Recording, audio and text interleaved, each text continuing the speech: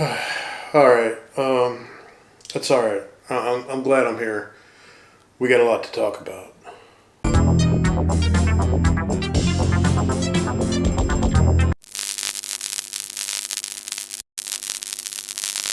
Have you ever wished you could go back in time and confront that certain someone who did you wrong and made you feel like squat? Don't you wish you could go back and tell that person what you really think and gain a new awareness of how they made you feel and healthier ways to process those feelings? Well, now you can with Gestalt's empty chair technique. Just plop it right down in that empty chair and put that ass from the past on blast. And here I have to shock you, because I have to introduce one of the technical terms in Gestalt Therapy, which is mindfucking. Gestalt in German means the whole enchilada. Or more precisely, the whole is greater than the sum of its parts. Developed in the 1940s by Fritz and Laura Perls, Gestalt therapy is a phenomenological existential therapy that defines itself by treating the whole person rather than narrowly focusing on the individual aspects of that person. Gestalt therapy addresses clients' suppressed and or repressed thoughts and feelings, which Perls referred to as unfinished business. This so-called unfinished business can contribute to anxiety, depression, and other mental health problems, as well as being a hindrance in having healthy relationships with others. According to the Gestalt model, positive change can only occur for clients once they have recognized their own unfinished business. Examples of unfinished business can include feelings that may cause the client's discomfort, redundant patterns of behavior, or their own unrealistic perception of themselves and others based on past experiences. Gestalt therapy distinguishes itself from all traditional therapies in that it focuses less on explanations and interpretations and more on immediate feelings and perceptions, which consequently grounds its clients in the here and now where change can occur. Methods such as the empty chair technique are employed by therapists to help their clients face their inner demons and settle any unfinished business. I am your demon. I would like to take you and kill you and to smithereens, crush you. I'm going to choke you till you're dead like you choked me.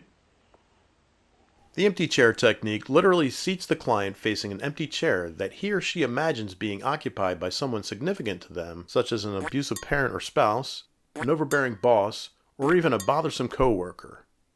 For example, a client might pretend to have a conversation with his father who had abused him as a child, and by doing so gain insight into attitudes and emotions correlated with the abuse that he had previously suppressed. Everything is alright. My Paul. However, the empty chair is not exclusively reserved for significant people. Clients can imagine that the empty chair is occupied by inanimate objects, unresolved situations, and even certain aspects of their own personality and identity. The purpose of the empty chair technique is not to blame the client's current adversities on others, but instead is meant to be a focal point from which the client can reflect upon his or her own thoughts and feelings regarding the chair's occupant. According to Perls, blaming others and shirking responsibility for one's own problems is quote-unquote crap. Well, it's those little phony games that I'm going to play with all your heads. But they just might mean something. It's up to you. I may be phony, but I want you to realize that you're phony. And perhaps, I'm being phony myself. Hey, hey! Hey!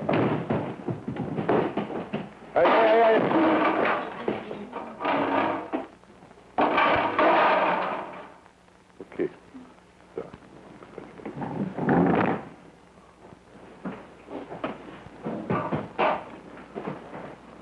Gestalt therapy encourages clients to take a proactive role in resolving any existing conflicts by owning and exploring them from all angles. And the role of the therapist in the empty chair exercise is simply to listen and help guide the dialogue whenever necessary. From this approach, clients become better equipped for making decisive and prudent choices that will help them resolve their current conflicts. Gestaltists believe that the only aspect of life that one can truly control is their own thoughts and feelings. Thus, in order to facilitate change, clients must take responsibility for making that change happen.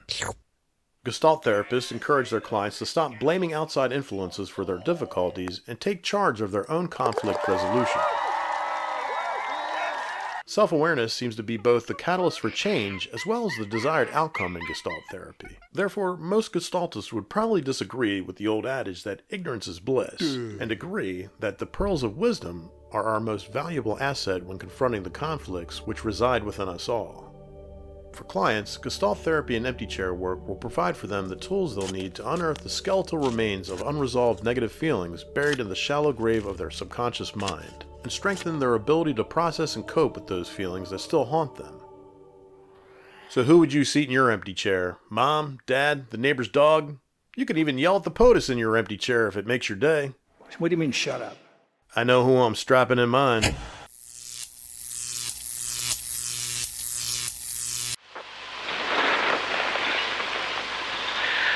I am I.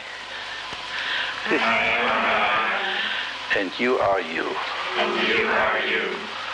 I'm not in this world to live up to your expectations. I'm not in this world to live up to your expectations. And you're not in this world to live up to mine. You're not in this world to live up to mine. I is I. I is I. And you is you. And you is you. Amen.